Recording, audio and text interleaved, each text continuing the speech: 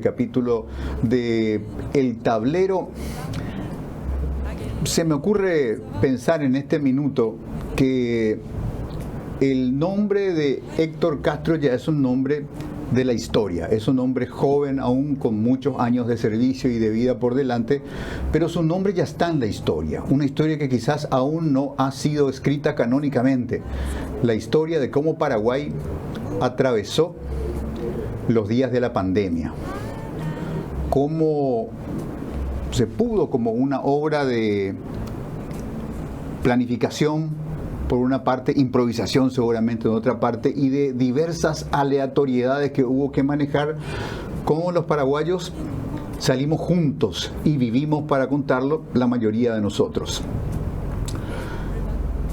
Suelen decir que a veces la cura de un enfermo empieza cuando conecta emotivamente con el médico, cuando siente que el médico que le pone una mano en el hombro le transmite confianza, le transmite tranquilidad. En ese momento empieza la cura emotiva del paciente, y todo el proceso posterior, la convivencia del médico tratante con el paciente, fluye de una manera que va aproximándose al ideal de la recuperación total de la salud. Héctor Castro hizo eso a escala masiva, junto con el doctor Sequera, ambos magníficos profesionales de la medicina y magníficos comunicadores también. El poder comunicar con exactitud, el poder comunicar con un gran sentido empático y ser merecedores de la confianza de millones de personas no es un bien del que muchos se puedan ufanar en el Paraguay. Nosotros que en el periodismo todos los días estamos buscando fuentes de información, y como somos interpeladores de todo lo que es el sector público, por lo general terminamos en la zona gris, una zona de rotos y descosidos, de gente con algún pasado no tan glorioso, un presente incierto, potencialmente interesante, y un futuro que Dios dirá. Es decir, lo reputacional no es una materia muy fuerte entre nosotros, los rotos y descosidos, porque a veces los diálogos también se plantean en esos términos. Gozar de un gran capital reputacional siendo funcionario público no es un asunto que se encuentre muy repetidamente en el Paraguay de hoy. Entonces es para nosotros muy honroso y muy grato recibir en esta noche al doctor Héctor Castro. Doctor, bienvenido. Muchas gracias, Quique. Realmente no me creo merecedor de todo lo que habías mencionado.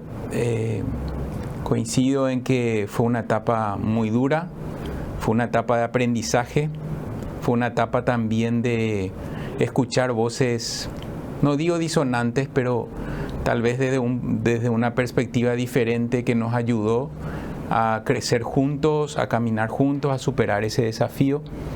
Hay que recordar que en la pandemia, si bien no hubieron improvisaciones, pero sí se gestaron homologaciones de experiencias pasadas, de aprendizajes que ya lo teníamos, de historia propia de la medicina, donde uno empieza a cotejar y a relacionar con el escenario que se vivía en ese momento, y con un equipo formidable, donde había una participación y una escucha activa de todos los sectores. Me refiero al equipo técnico, y fue así también que hubo esa conjugación con ustedes, que fue fundamental. La comunicación realmente fue fundamental para ir avanzando, para ir aclarando, para ir mejorando absolutamente todas las cosas y todos los desafíos que se presentaban, ¿verdad? Creo que mirando para atrás uno siente mucha satisfacción de haber participado en esa etapa de la historia de nuestro país, en la etapa de la historia de la medicina, y lo que uno en ese momento no dimensionaba era honrar con el trabajo el día a día, de que primero que exista transparencia, que exista absoluto compromiso, y posteriormente los logros después se ven, ¿verdad? Que en medicina muchas veces la satisfacción no va como la estrella del sur que uno mira y va hacia adelante, sino que más bien son estelas que uno deja al caminar seguro, ¿verdad? Doctor Castro, yo supongo que ese momento inicial donde la mirada de todos los ciudadanos estaba puesta en el mundo de la medicina, sobre todo de la medicina ejercida en el sector público, y ustedes estaban poco menos que desnudos. O sea, había un problema, había una enfermedad que comenzó a matar a mucha gente en el mundo. Las noticias de Europa eran tremendas. La mortandad en Italia parecía un relato de los tiempos del cólera en el medioevo. Y acá en Sudamérica nosotros miramos eso y bueno, ¿con qué se pelea? ¿Con qué se combate? Estaban los soldados, pero no estaban las armas. Y esa supongo que habrá sido una situación de una enorme angustia. Sí, así es. Mirar lo que en ese momento, lo que transcurría antes que suceda en nuestro país, lo que transcurría en otros sectores del mundo, ya nosotros lo padecíamos desde la angustia y desde evaluar un poco, evaluarlo bien, todas las limitaciones que teníamos para después vivirlo y padecerlo en forma real, ¿verdad? Es muy importante tener en cuenta que en medicina muchas de las situaciones se gestan en forma provisional, pero comprometida, ¿verdad? ¿A qué me refiero con eso? Que se basa siempre en hechos y se va avanzando de acuerdo a eso, con un caminar lento cuando el desafío viene solapado, pero con un caminar mucho más rápido cuando el desafío es abrupto y es enorme. Por eso es que parecía incluso de improvisación, ¿verdad? Sin embargo, es la propia medicina, es uno ve la evidencia y de acuerdo a eso realiza la acción. Y nosotros ya veíamos lo que ocurría, ya charlábamos con los colegas, ya veíamos cómo poder implementar, y a medida que iba llegando la pandemia hasta nuestro país, entonces nosotros ejercíamos lo que veíamos y aprendimos de ellos. Sin embargo, acotábamos cosas que eran más contextualizadas a nuestra realidad, ¿verdad? Sucedieron muchas cosas absolutamente incomunes para la población en general. La cuarentena, sí. La cuarentena cerrada que prácticamente toda la gente respetó, y luego los hábitos de cuidado que justamente hoy nuestro productor periodístico Ariel Basualdo me decía, fue tan importante en su momento, pero hoy parece que la gente olvidó lo básico, olvidó el lavado de manos, por ejemplo, ¿verdad?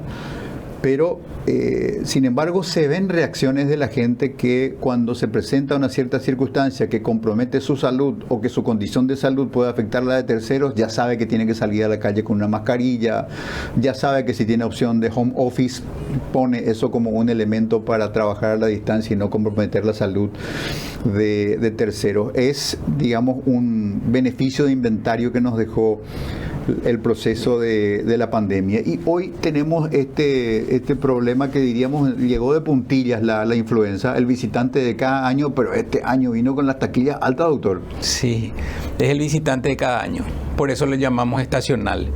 Es el visitante que se va adecuando a medida que van pasando los años.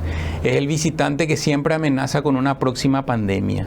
Es el visitante que tiene dos capacidades que no tiene otro agente patógeno, al menos en la magnitud que lo posee el virus de influenza. Uno de ellos que tiene la posibilidad o la capacidad de producir pequeños cambios en su estructura. Por lo tanto, el virus en sí estacional es diferente año a año. Y eso lo hace por la simple razón de querer subsistir. Y el siguiente punto que representa una amenaza latente siempre para la siguiente pandemia es que puede el virus de influenza conjugarse con virus de influenza que afecta a otros seres vivos, como los mamíferos, ya sean gallinas, aves, cerdos. Se conjuga en un tubo de ensayo natural que puede ser el propio cerdo, y de ahí emerge un nuevo subtipo viral donde la humanidad entera no tiene inmunidad frente a él. Es un virus absolutamente nuevo y tiene por ende la capacidad de producir enfermedad. Entonces, aunque sea algo conocido, siempre busca la forma de que nuestro sistema inmune no lo reconozca, y nuestros hábitos nunca están bien consolidados, ¿verdad? Siempre nos sorprende, aunque sea algo que ya lo vivimos recientemente el año pasado, ¿verdad? Doctor Castro, voy a volver al COVID en el sentido de que el COVID desafiaba a la ciencia química, a las ciencias médicas, en fin, a tantas especialidades, con su manera impredecible de comportarse o de no tener un patrón de procedimientos específicos. Bueno, una gripe. En la gripe tenés fiebre, tenés dolor de garganta, tenés tos y tenés obstrucción de vías aéreas por mucosidad. Siempre que tengas gripe tenés esas 4 cosas. Sin embargo, el COVID a este le daba dolor de cabeza, al otro le daba fiebre, al otro le dolían los huesos. Parecía que tenía, digamos, un repertorio desconcertante de variantes a ser estudiadas y tratadas. Sí, el virus que produjo el COVID-19 forma parte del grupo de virus llamado coronavirus. Hay coronavirus comunes y hay los nuevos coronavirus. Los coronavirus comunes son los que producen el resfrío común, sobre todo en los niños. Y por eso es que a los niños también los llamamos mocosos, porque permanentemente viven con moco, porque están expuestos a virus que no conoce su sistema inmune, por lo tanto lo padecen en enfermedades subsecuentes. Las manifestaciones pueden ser variadas y no solamente atañe a coronavirus, sino que a otros también. Por ejemplo, hay un virus que produce cuadros respiratorios con intensidad que limita la gravedad como la de influenza, que se caracteriza por manifestaciones gastrointestinales. Tanto es así que se lo llama enterovirus, porque afecta la vía entérica, entonces puede manifestarse con diarrea, con dolor abdominal, con vómitos, y después aparece lo que realmente le cataloga como virus respiratorio, porque aparecen los síntomas respiratorios. Eso ocurría con el coronavirus. Los comunes son así y los nuevos tenían una dimensión mucho mayor. ¿Por qué? Porque también afectaba de una manera diferente al sistema inmune, y a los niños en ellos producían cuadros respiratorios leves, pero un mes después había una activación importante del sistema inmune, donde el sistema inmune propiamente afectaba al propio organismo. Y eso desencadenaba una manifestación clínica no conocida en los otros virus respiratorios. Eso, por ejemplo, lo distinguía. Tanto así que hay una entidad clínica que nosotros los pediatras lo conocemos, que sabemos que una vez que padezca el cuadro respiratorio, días después puede aparecer este sistema inmune alterado, atacando a todos los órganos del cuerpo de un niño, ¿verdad? Y por otro lado, así como mencionás, también habían manifestaciones graves propias de un cuadro agudo respiratorio, como encefalitis, como propiamente había también hepatitis, pancreatitis, y finalmente un mes después en los adultos esa reacción inflamatoria que era de una intensidad alta había o producía el despegue o el desapego de las placas ateromatosas de las vías venosas, producía un trombo y eso un émbolo, o sea, una bolita de gas, y ahí aparecían los infartos y los eventos cardiovasculares. O sea, después de un mes de haber padecido un cuadro respiratorio, muchas personas fallecieron por infarto o por accidente cerebrovascular producido por una reacción inflamatoria exagerada que desencadenó el ingreso de este virus, ¿verdad? Doctor, ¿y el cuerpo aprendió? ¿El cuerpo se adaptó? ¿O siempre que tengamos que enfrentar una amenaza de ese tipo, vendrá con sus propias variantes que no están contempladas en nuestro sistema inmune? Y sí, habrá que aprender y sufrir la adaptación. Claro, el cuerpo aprende, el cuerpo tiene una memoria, muchas veces una memoria larga, en algunas situaciones una memoria más corta. Me refiero a la agresión que pudo haber percibido en su momento que ocasionó la enfermedad. Pero el desafío está en el virus. O sea, hay 3 condiciones latentes, tanto en coronavirus como virus de influenza, que si se presentan los 3 puede aparecer una nueva pandemia. Primero, que el virus sea nuevo, que la inmunidad de todas las personas del mundo no lo conozcan. Eso es factible en el virus de influenza porque puede conjugarse el virus de la gripe porcina con la gripe humana y aparecer uno nuevo. ¿Por qué digo que eso puede ocurrir? Ustedes recordarán, en el 2009 fue la pandemia de influenza H1N1, que empezó como la gripe porcina. Se le llamaba gripe porcina porque no había un contagio masivo entre seres humanos, pero sí habían humanos que padecían la enfermedad de la gripe de los cerdos, que eran los cuidadores, los que estaban en contacto estrecho con los cerdos. Entonces, esa característica se cumplía con la gripe porcina. La gripe porcina apareció un virus nuevo. Segundo, que el virus pueda ingresar en el cuerpo, replicarse y producir enfermedad. Situación que hay virus que producen enfermedad en los animales y no en el ser humano, pero en este caso sí. Y el tercero, que exista una transmisión sostenida de humano a humano para que el contagio sea masivo y para que ahí aparezca la pandemia. Entonces, tres: un virus nuevo, la inmunidad no lo conoce de ningún ser humano, el virus que puede producir la enfermedad en el ser humano y el virus que puede contagiarse sostenidamente de humano a humano.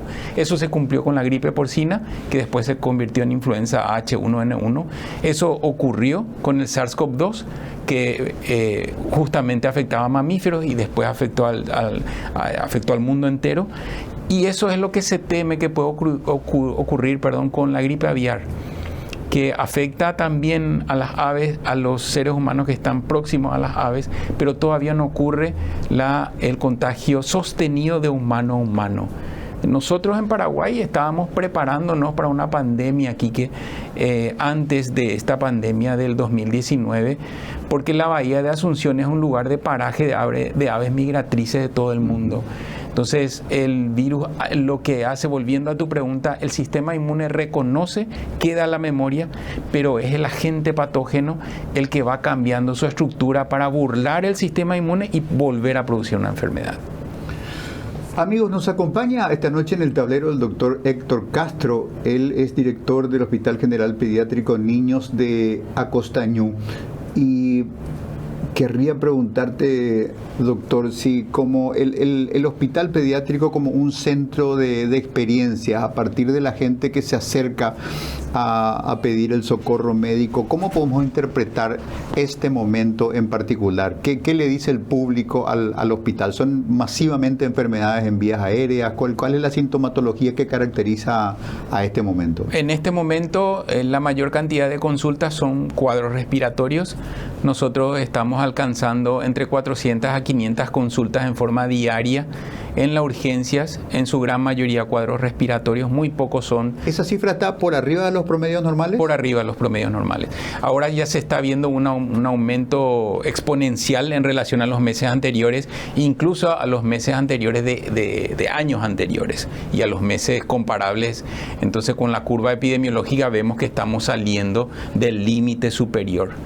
También ya hemos registrado 500 internaciones por cuadros respiratorios.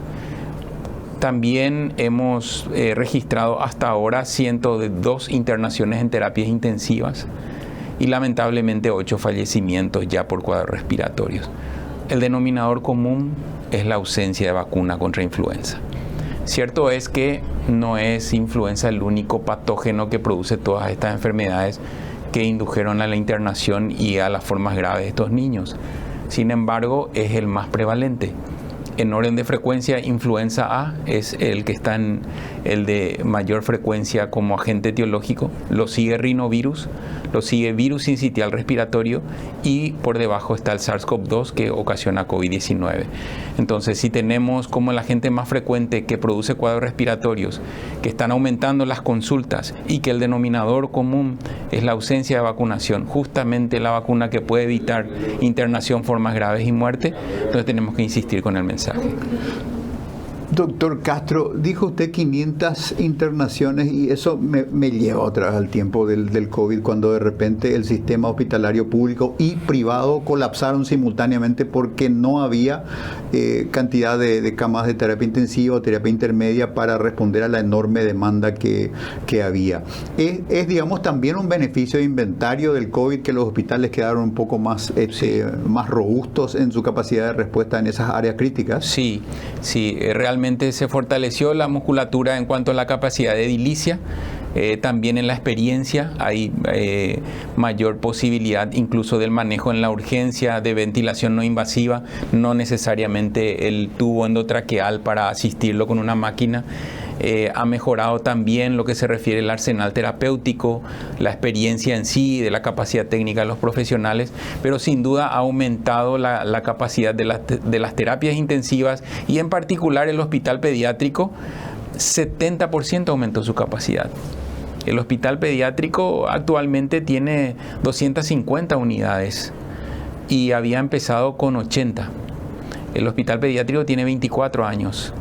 Es el lugar donde actualmente tenemos 40 camas de terapias intensivas, tenemos aparte 10 camas para cardiocirugías, tenemos aparte 8 camas a lo que se refiere posoperados de cirugías complejas, y esas camas que te mencioné para lo puramente clínico los separamos otra vez en respiratorios y otras entidades, otras enfermedades. Entonces todo eso hemos aprendido con firmeza en la pandemia.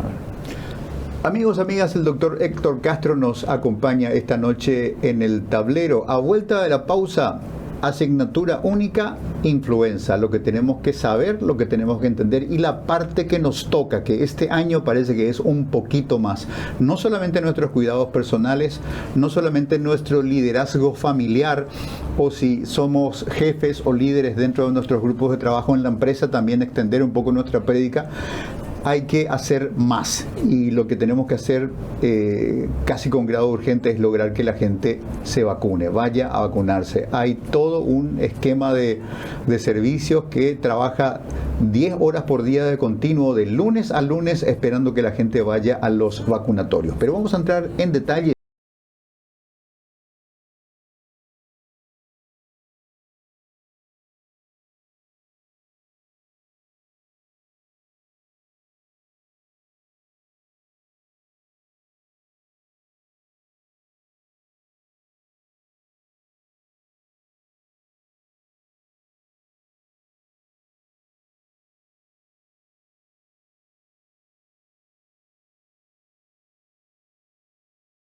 Amigas, el COVID, de alguna manera, sin manuales, sin partitura, logramos administrar el COVID. Cada uno hizo su parte, cumpliendo las consignas, tratando de generar una influencia positiva o una conducta homologada para poder llevar la situación en paz. Hoy tenemos la influenza. La influenza también nos pide una conducta colectiva antes de que se convierta en un problema grave. Los síntomas iniciales, la cantidad de gente que está yendo a las postas médicas, la gente que queda internada, la gente que queda internada en estado grave, son una voz de alerta de la que tenemos que tomar debida cuenta. Podemos revertir esta tendencia y la base es una conducta cohesionada con respecto al mismo tema. Por eso hoy tenemos la suerte de poder discutir estos criterios con el doctor Héctor Castro, director del Hospital General Pediátrico Niños de Acostañu. Los cuadros que se presentan ahí en el área de ingreso del hospital, en el triage, la verificación inicial, ¿cuál es la tendencia? Yo supongo que una de las cosas más tristes debe ser encontrarte con el padre con una actitud medio soberbia diciendo: quiero que le curen a mi hijo, pero vacunas no, porque yo con las vacunas tengo mi teoría. Sí. Lamentablemente es una situación que vivimos, que se repite. El lunes, el día feriado, se atendieron 477 consultas en las urgencias, y en el vacunatorio del hospital se administraron casi 300 vacunas. ¿Por qué? Porque a través de los medios de comunicación se hizo saber lamentablemente el fallecimiento de niños que no tenían la vacuna, y se empezó a transparentar las cifras de las internaciones en los hospitales de referencia. Entonces la población percibe el peligro inminente y ahí sí se adhiere a la vacunación. En situaciones donde eso no se ve y en una realidad cotidiana, en general la fuente de información de los adultos no necesariamente es el pediatra, sino que son las redes sociales. Y cuando ocurre el daño ya en el niño y la enfermedad está instalada, muchas veces la atención está priorizada en mejorar la salud y esas recomendaciones de, acordate que al salir de acá hay que ajustar el esquema de vacunación, uno ya lo deja pasar porque ya empiezan a aparecer otras prioridades. Por eso es que la conjugación o la insistencia en el mensaje de la importancia de la vacunación no debe cesar, ¿verdad? Porque nosotros no podemos ligarlo permanentemente a una sensación de peligro inminente, porque si no, no es sostenible. Sin embargo, debe ser al revés, debe estar instalado como hábito mucho antes de que aparezcan estos contagios masivos. Hay que recordar que la vacuna en nuestro país este año estuvo disponible desde el 3 de abril. Desde el 3 de abril ya había vacunas contra influenza. Ya se empezó la campaña, ya los pediatras, los clínicos, los infectólogos, los hospitales empezaban a hablar. Hay hospitales como el nuestro que abren sus vacunatorios de lunes a lunes, sábado, domingo abrimos, el día feriado abrimos, de tal manera que no haya esa situación de que coincide con el horario laboral. Sin embargo, no era suficiente hasta que aparecen en los medios los casos graves con el denominador común de que no se vacunen.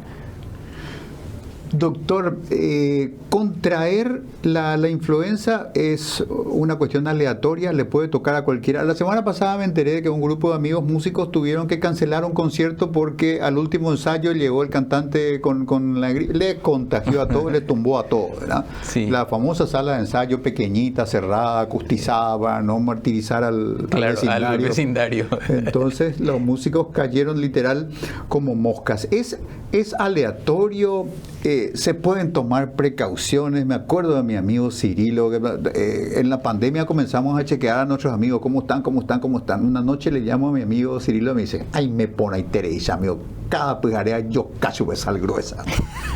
O sea, no sé de dónde sacó que la sal gruesa levantaba las defensas contra el COVID. El tipo con un espíritu de la gran 7 le metía. La presión arterial lo que te puede elevar. Pero en fin, la gente tratando de encontrar una manera de defenderse. Sí. En este caso, la defensa es la vacuna. Sí. Empecemos a comparar, por ejemplo, el virus que ocasiona el sarampión. Un caso puede contagiar a 18 personas. El virus de influenza, un caso puede contagiar a 3, hasta 5. ¿Por qué la diferencia de que uno contagia más? Porque el de sarampión son gotitas más pequeñas y flotan en el aire y permanecen más tiempo. Las gotitas que transportan el virus de la influenza son gotas más gorditas. Entonces, al ser expelidas, alcanzan una distancia no mayor de 1,5 metros y caen a la superficie o al suelo. ¿Y cómo se elimina al toser, al hablar o al estornudar? Nosotros estamos en una distancia de 1,5 metros. Si yo estoy hablando así, obviamente es muy poco probable que te alcance y las gotas que te alcanzan van a ser muy, muy pocas. Pero si yo llego a tener un estornudo o un acceso de tos y me dirijo directamente hacia vos, obviamente aumenta la cantidad de exposición. Eso por un lado. Doctor, perdón por la interrupción. ¿Eso significa que en los espacios laborales y en el espacio domiciliario la idea de abrir puertas y ventanas para que circule aire puede ser interesante en el sentido que la renovación del aire puede llevar el riesgo para afuera? Exactamente, lo es. Es claro que diluye la cantidad de virus que están siendo. Imagínate un horario laboral de 8 horas en un ambiente cerrado. No es solamente una charla de 5 minutos, sino que todo el tiempo estar ahí. Y también las superficies donde van depositándose las gotitas expelidas al hablar, al toser o estornudar, ayuda a lo que significa ventilar el ambiente, ayuda lo que implica el lavado de manos. Nosotros tocamos toda la superficie y sin darnos cuenta llevamos a la cara, a la nariz, a la boca, a los ojos. Con eso hacemos un contagio indirecto. Y si uno tiene síntomas y no puede volver a la casa, es recomendable usar el tapabocas. El tapabocas, la mascarilla quirúrgica, la común, no es que se proteja el que lo porta, le estamos protegiendo a aquel que está enfrente nuestro. Entonces porque la principal crítica hacia la mascarilla era cuánto te filtra el aire, por lo tanto cuán eficaz es. No va por ahí. La cuestión es que es una barrera mecánica que reduce la cantidad de gotas que uno elimina al toser, al hablar o al estornudar. Entonces el protegido no es quien porta la mascarilla, es aquel que está enfrente o es el que está al lado. Por eso es importante el uso de la mascarilla en los que tienen síntomas respiratorios o cuando nosotros vamos a ingresar a un ambiente cerrado donde hay personas vulnerables. No sabemos si estamos ya incubando, o sea, iniciando una infección, enfermedad. Por lo tanto, en ese sentido, la solidaridad está marcada por el uso de tapabocas. Y finalmente, la vacuna, que es una herramienta más. Y el cuestionamiento que se tiene en la vacuna, esta vacuna, ¿qué grado de efectividad tiene? Es la primera pregunta que hacen las personas reticentes a la vacunación. Depende de qué yo te voy a responder, suele ser mi pregunta. Ajá. Si me preguntas cuál es la efectividad frente a padecer la enfermedad, es baja, 50-60%. Pero si me preguntas cuánto te evita la muerte, la internación y formas graves, está por encima del 95%. Lo que quiero decir es que aún teniendo la vacuna te podés enfermar de gripe, sí, pero no te vas a internar, no vas a requerir medicación, no vas a padecer formas graves y no vas a fallecer. Por eso el mensaje de las vacunas salvan vidas. Entonces no se puede hacer una conjetura, no conjetura, sino que un análisis tendencioso de que esta vacuna no sirve porque te protege frente a la enfermedad sintomática en un 60%. No es falso, pero no está bien encaminado, porque en realidad la vacuna contra influenza lo que pretende es disminuir la internación y disminuir los fallecimientos. Y por eso digo que forma parte del arsenal, porque después está el lavado de manos, el reposo en aquellos que tienen síntomas, el uso de tapabocas cuando estás en un ambiente cerrado y ventilar los ambientes. Doctor Castro, supongamos un call center que tiene 100 posiciones, hay 100 personas haciendo atención al público para diferentes empresas y el supervisor nota que hay un chico que está fiebrado, descompuesto, tosiendo y le dice: amigo, andate a tu casa porque estás mal y probablemente puedas contagiar. Pero el tipo transporta su problema al interior de su casa. ¿Qué tiene que hacer en su casa? ¿Aislarse? Sí, es preferible eso. Aislarse en el dormitorio, ventilar el ambiente, tratar de que siempre esté higienizándose las manos, hidratarse. ¿Por qué razón? Porque eso fluidifica más las secreciones, por lo tanto hay menos probabilidad de exceso de tos y de estornudo, porque estornudo y tos aparecen cuando uno necesita movilizar las secreciones. Cuando son más fluidas uno no necesita de esos reflejos. Además la alimentación, ¿por qué razón? Porque el cuerpo más rápidamente se recupera, entonces se reduce los días de enfermedad, por ende los días de contagio, pero principalmente es limitar la exposición, destinando a esa persona en un lugar, ya sea su habitación, ventilando los ambientes. Y la mejor inversión es aquella que hizo el patrón de ese call center. Decirle: retírate, vamos a sentir tu baja, pero es mejor que hoy vayas que después de 3 días o una semana, vayan 8 o 7, ¿verdad? Eso es lo que tenemos que tener en cuenta también, ¿verdad?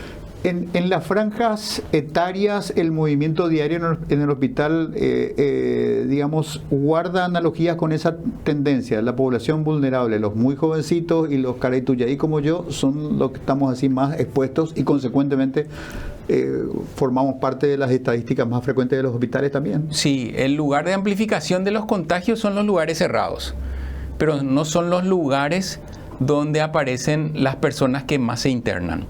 ¿Cuáles son esos lugares?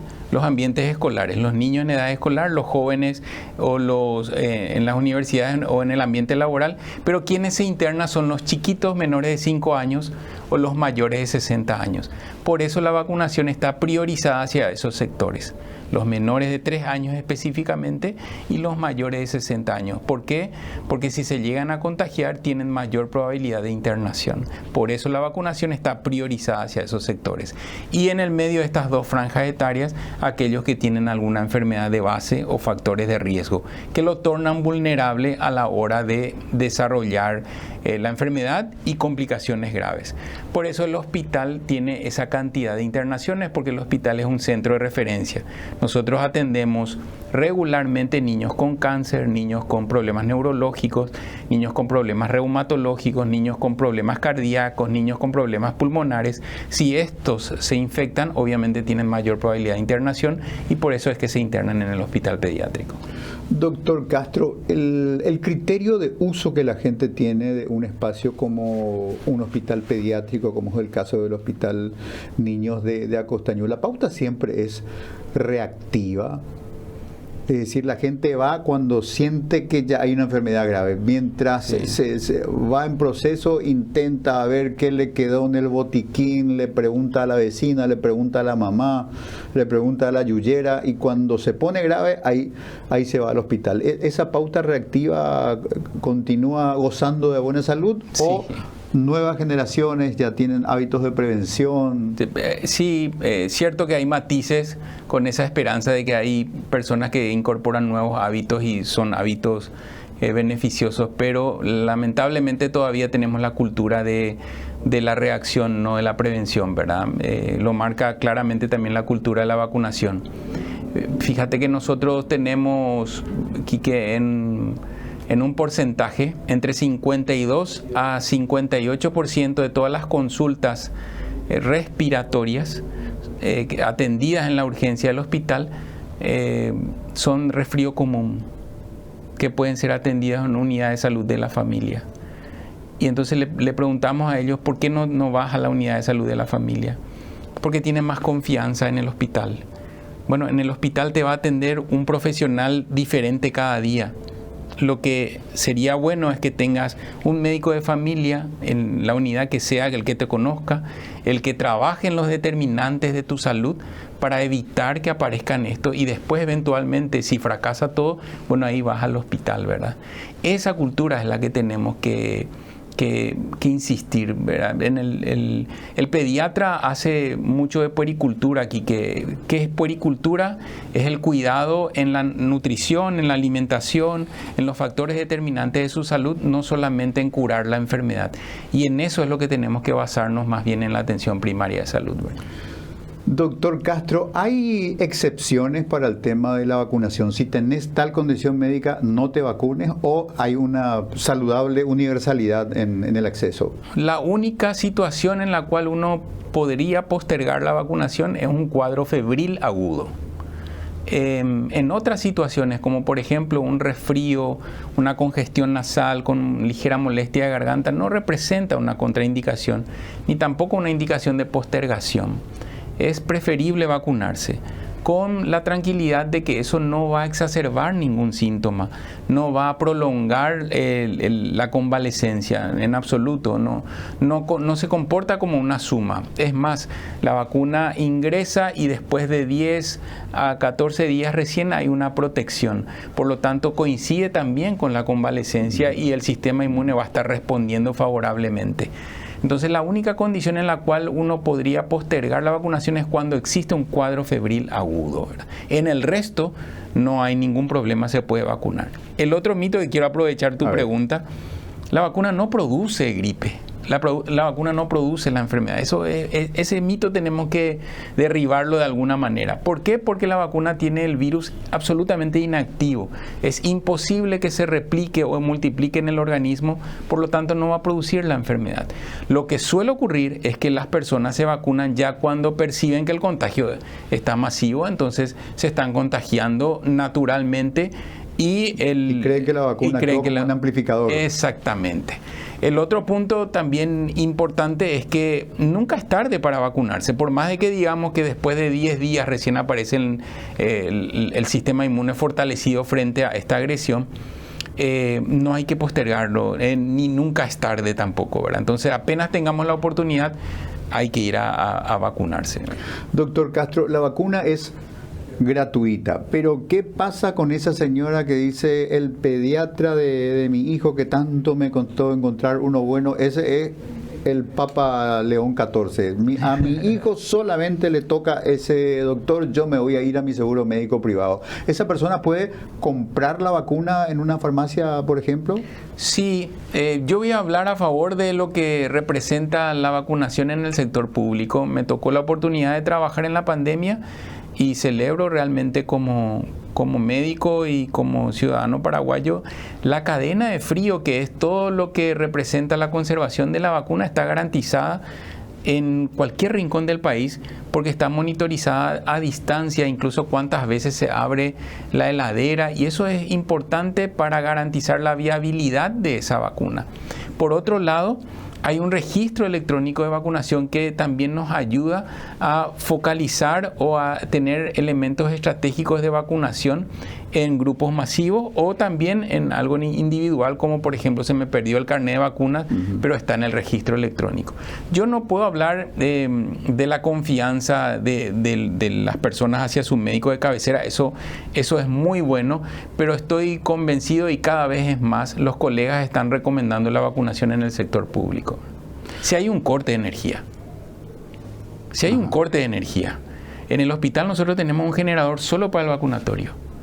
Y eso se está estilando en todo el país. Si no tiene generador, entonces tenemos nosotros los termitos que están capacitados, todos los profesionales para usar de contingencia, y eso le puede garantizar la viabilidad a las vacunas incluso por 72 horas. En la tapa de la vacuna ya está cambiando el color si es que hubo una excursión de la temperatura. La vacuna tiene que estar mantenida entre 2 a 8 grados. Y todos esos elementos garantizan que la vacuna es buena, es del sector público. Doctor Castro, el tema del registro, yo saqué muy orgulloso mi libretita verde. No, señor, así era en el siglo XX, ahora es electrónico. ¿Qué pasa con el empleado que dice, patrón, se ajata a vacuna? Y el patrón dice, Hueruche es el certificado. ¿Cómo obtiene el certificado electrónico de haber sido vacunado? Bueno, desde el 2021 en adelante el registro electrónico de vacunación ya se consolidó en todo el país. Paraguay es el único país que tiene autorizado el certificado internacional de vacunación contra la fiebre amarilla en forma electrónica. Eso uno lo puede tener al crear la identidad electrónica, donde van vinculándose todos los documentos que uno tiene, y ahí también está el carnet de vacunas. Entonces yo le recomiendo a toda la teleaudiencia que utilice la identidad electrónica. Hay un registro electrónico de vacunación. Si todavía no lo tiene, entonces tendría que ir al vacunatorio más cercano, mostrar el carnet de vacuna físico, el cartón o el cuadernito, y eso se va transfiriendo al registro electrónico y ya queda en el celular. Y en el celular con el código QR en cualquier aeropuerto, ya con eso ya está garantizado que es un carnet válido, ¿verdad? Doctor Héctor Castro, muchísimas gracias por esta visita. Y nosotros, dentro de nuestro entusiasmo y nuestro oficio, tenemos que repetir. Nosotros somos la industria de la repetición, así que anticipadamente te pido disculpas, pero te vamos a seguir llamando y convocando porque esto entra por repetición. Muchas gracias. Celebro que sea así, porque realmente los hábitos se consolidan con la reiteración del mensaje, ¿verdad? El doctor Héctor Castro, nuestro invitado de esta noche en el tablero. Ya habrá oportunidad también para guitarrear con el doctor Castro. No tiene por qué haber un solo programa de guitarreadas en este canal. De por ahí abrimos una ventanita para el arte, para vincularnos con otros aspectos de estos talentosos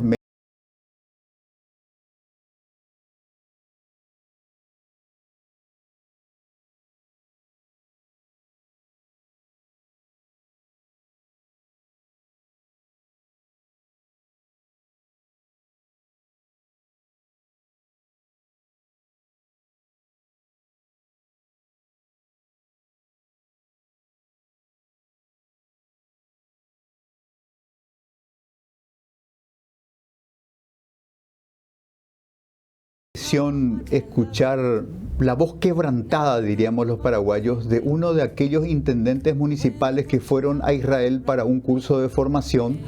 la manera angustiosa en la que contaban lo que era convivir con las alarmas de emergencia, con las sirenas, escuchar a lo lejos las bombas cayendo. Una impresión muy grave y muy profunda de lo que está pasando hoy día entre dos naciones de Medio Oriente que son Israel e Irán. Y en las caracterizaciones tenemos narrativas de que uno de ambos es el bueno y del otro lado está el malo, y hay narrativas para todos los gustos. Aquí quiero aportar esto como material de cierre del programa, lo que le dice a Donald Trump en primera persona una productora de Hollywood que es de origen iraní. Ella es una egresada de Harvard, ha estudiado las ciencias cinematográficas, es actriz, es productora muy destacada. Sara Seyed le dice esto a Trump, y en el texto, amigos, descubrimos algunas cosas que son interesantes, que el pueblo iraní no es el enemigo de nadie, el pueblo es el pueblo, y que cuando Trump dice le recomiendo a los iraníes evacuar Bagdad, la señora le dice no hay combustible, la infraestructura pública está destruida, tenemos ancianos, tenemos niños, tenemos enfermos, tenemos detenidos políticos, esos no se van a ir a ningún lado, nadie va a ir a ningún lado. Entonces cuando usted dice salgan de Teherán, nos está dando un aviso para irnos a otro lugar, nos está dando el aviso de que vamos a morir en nuestra ciudad.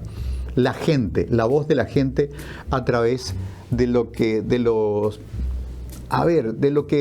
le propone a los Estados Unidos y a los poderes públicos, al gran poder político y militar de los Estados Unidos, a pensárselo mejor con respecto a cada vez que se ataca a Irán. Con este material cerramos nuestro programa del día de hoy. We, the people of Iran, the very people you have repeatedly praised, the very people you have publicly celebrated, the very people whose talent and innovation have helped bring prosperity to your nations, have heard your message to vacate our capital city, Tehran, or else bear the consequences.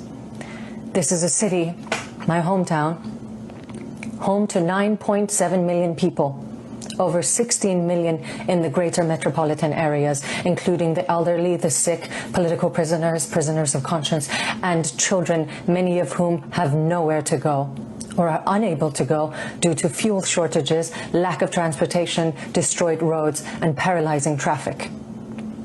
So this won't be a notice to vacate. This will be a death sentence for many. Nonetheless, the children of Cyrus the Great, who once declared human dignity a universal right, have heard your call for us to evacuate our homes and our homeland as you prepare to strike it in retaliation against the regime that has brought insecurity to the world and chaos to our region. Which begs the question, what is the real intent here? Because you need no reminding that no one has suffered under the Islamic Republic more than the Iranian people themselves. Iranians have paid the highest price with their lives, with their loved ones. They have paid in blood. It is time to end that bloodshed, not begin a new wave of it. Therefore, I urge you to stop bombings in the civilian areas. Now, with the many of Islamic Republic's highest-ranking commanders killed in hiding or discredited, and with the regime at its weakest, we urge you to stop airstrikes or future plans to strike on densely populated civilian areas. These attacks no longer target those responsible. They only target the innocent. If your stated concern is Iran's nuclear facilities, missile sites, or military compounds, then strike them with precision and clarity of purpose. If your aim is not devastation but deterrence, then act accordingly. You have made a public promise to minimize civilian casualties. I urge you to have the courage of your convictions. Keep that promise. Please do not bomb densely areas where civilian population lives. Our nation is the only nation in the region that since the days of Cyrus has welcomed and protected the Jewish people. Many Iranians are Jewish, many of whom are living under the bombardment as we speak.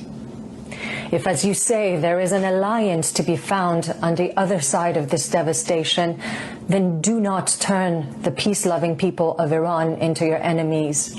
Do not grant the regime another chance to exploit civilian suffering as a weapon of manipulation for their own survival. If mass civilian casualties unfold, you will not be forgiven, not by history, not by the people, and not by your own conscience. The blood spilled cannot be washed away by rhetoric nor excused through power plays. It will only perpetuate violence and vengeance for generations to come. The fall of the Islamic Republic is not only imminent, it is inevitable. It is the will of the Iranian people. This regime is an expiration date waiting to be stamped. There is, right now, a rare and urgent opportunity, one that, if handled without care, may vanish, leaving behind only a vacuum of hatred and rage. This is not my people's war. If the system is crumbling, then let the people of Iran rise. Help and support the people of Iran to reclaim the mantle of their destiny. Let them heal, let them rebuild, let them unite if there's a chance for democracy in the region. There is an opportunity here, a rare one, and it's a maybe. Let it flourish in the hands of my people. This is not the Iranian people's war. And know that the people of the world are